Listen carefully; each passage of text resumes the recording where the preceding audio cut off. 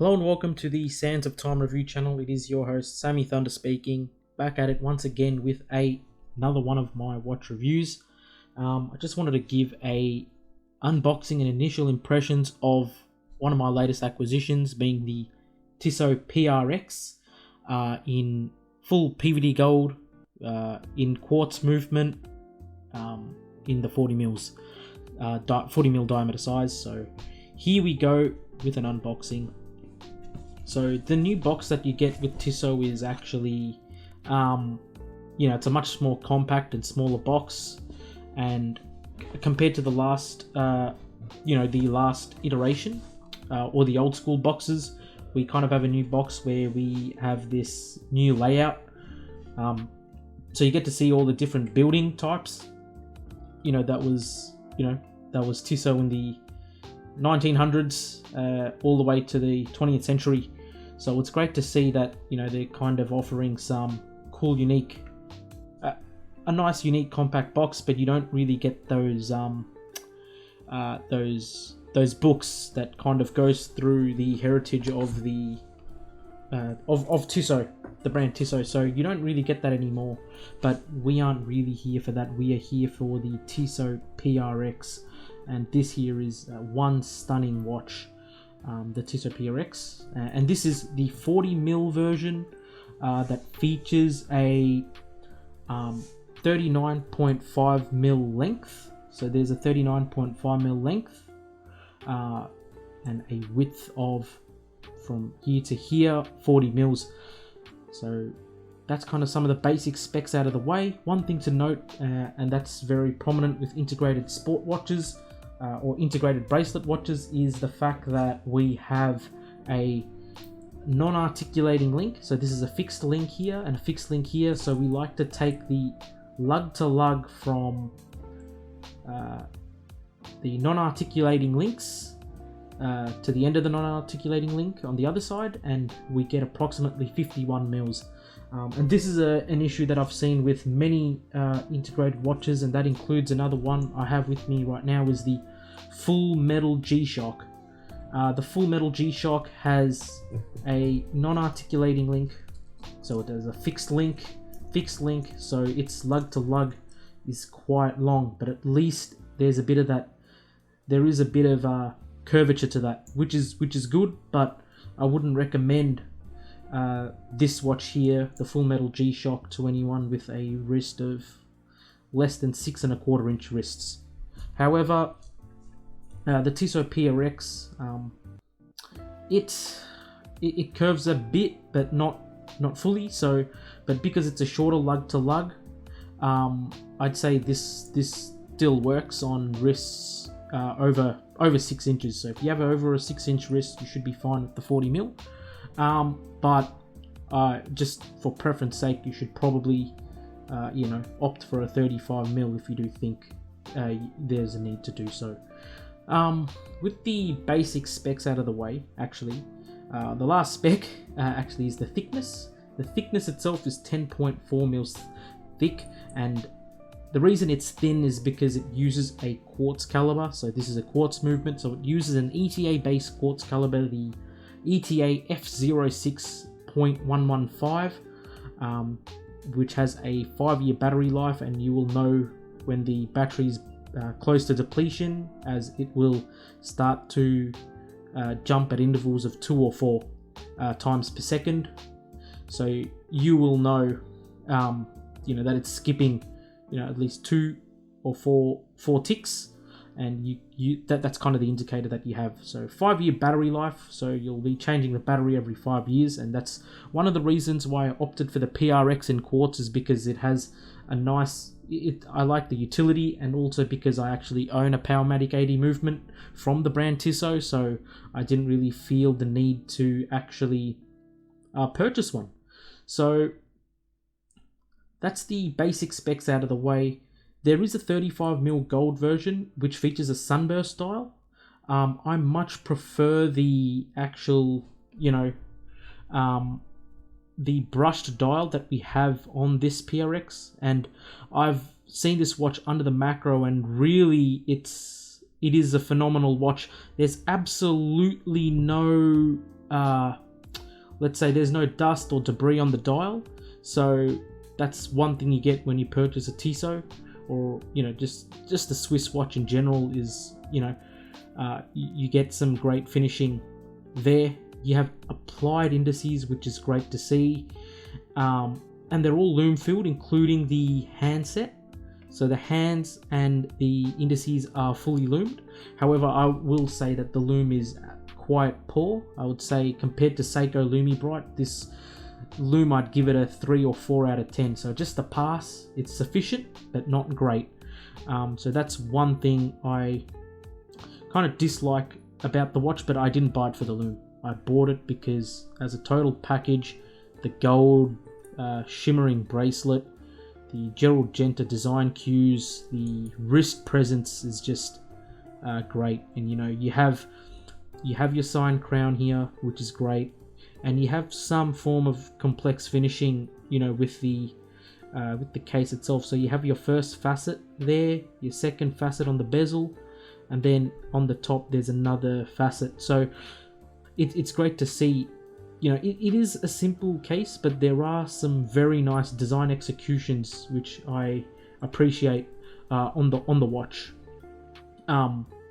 Especially with the vertically brushed dial matching the vertically brushed case of the watch, which is just done extremely well. You can see how it shimmers with the light, and that's from the satin finishing of the bracelet and the case itself.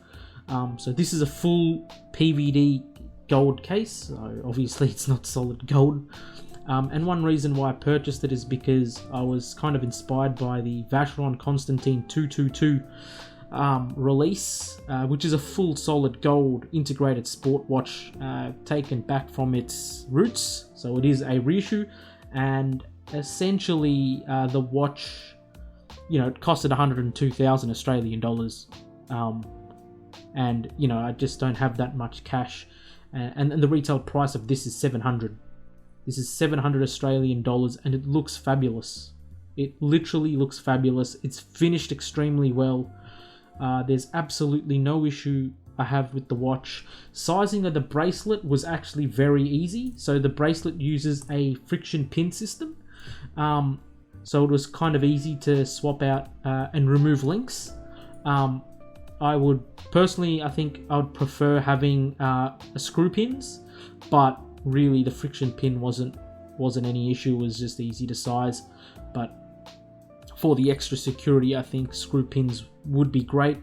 Even if it did drive up the cost of the watch a bit, I would prefer it.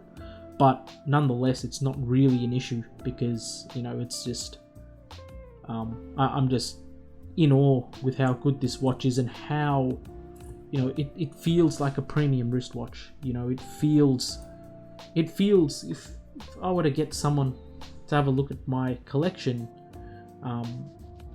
they would literally say this is the most expensive watch in the collection. I'd say it screams $1 million. So it's nice to see, and that's kind of what you get when you do purchase gold watches. And I think this is a great alternative to people who do want to purchase these gold plated watches. I think this here is probably one of the best examples, and I think the PRX probably is one of the best examples of bang for buck in terms of the finishing you get, the watch you get. It's fabulous. So I'll put this on my wrist, and it's great on this skin tone as well. And that there is the Tissot PRX, and you have your branded logo on the clasp and the brand year as well, so it's cool. And that's the watch shimmering in just indoor lighting, so that's great. And one of the greatest thing about this watch is the use of anti-reflective coating. The anti-reflective coating is quite good, and gives a lot of depth to the dial, because you're kind of just looking straight at it. The crystal it disappears, and this is a very underrated aspect in watches, is the use of an anti-reflective crystal. And I kind of do get a bit bothered when a crystal doesn't feature AR coating. Despite the fact that I do own watches that feature it, I'm very happy that that this watch here, for the price, 700 Australian dollars, and you can obviously get a discount on these models. So I got this for $540, and you know, it's great. And you know, I opted for the quartz movement because of the reliability and the grab and go aspect of it, which is great. There's really nothing more I can say about this watch. It has great heritage. It's based off the Sea Star, so there's an actual vintage watch which looks exactly like this model, but I decided to pick this one up, the modern recreation. But I'm very happy for this watch, and I'm very keen on the vintage Tissots as well. They're doing great on the market, something to look out for as well. And it's great that they've decided to reissue this line in the PRX. And you know, the vertical brushing on the dial is great. Absolutely no flaw on the dial. The handset for this price is phenomenal, and I've compared. I've seen many watches under the macro, and you know, this watch stands up. You know, it really does. You know, you're looking at a great bracelet. Simple, actually, very simple in design. It's not doing anything complex with the bracelet. It's just well finished. You know, you can have a simple watch, but if it's well finished, it's, you know, it's boasting a lot. You know, Tissot could have done, you know, many different design choices, such as, let's say, beveling the edges of all these links, the sides of them, and you know, it would have looked even more phenomenal. But I'm happy with what they've done here so far, and you know, they're going into chronograph modules as well, quartz in different sizes, and then you have the Powermatic 80, which is just great.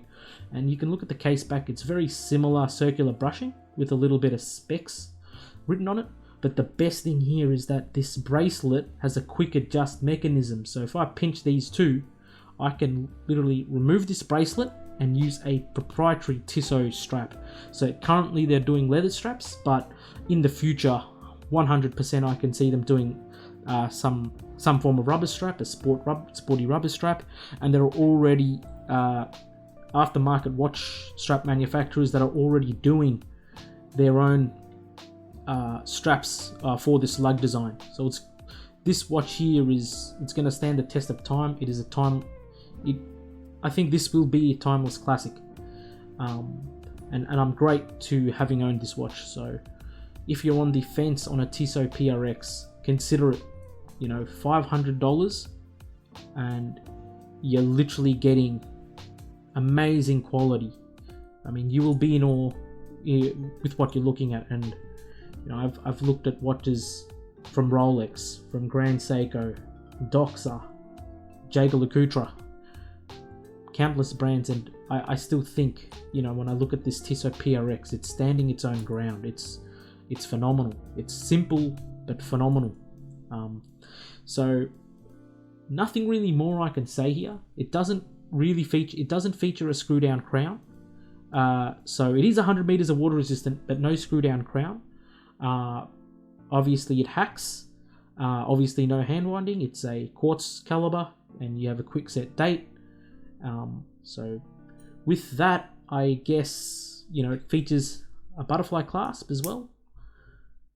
Easy to use, very satisfying. I end up playing with this clasp system, but nonetheless, this is a stunning watch, and I think there's nothing more I can say about it. You know, the watch speaks for itself, and this is the full PVD Gold version. And let me know what you guys think on the PRX Quartz, and what you think of this full PVD Gold version, because I know there aren't many videos up on this particular 40mm version.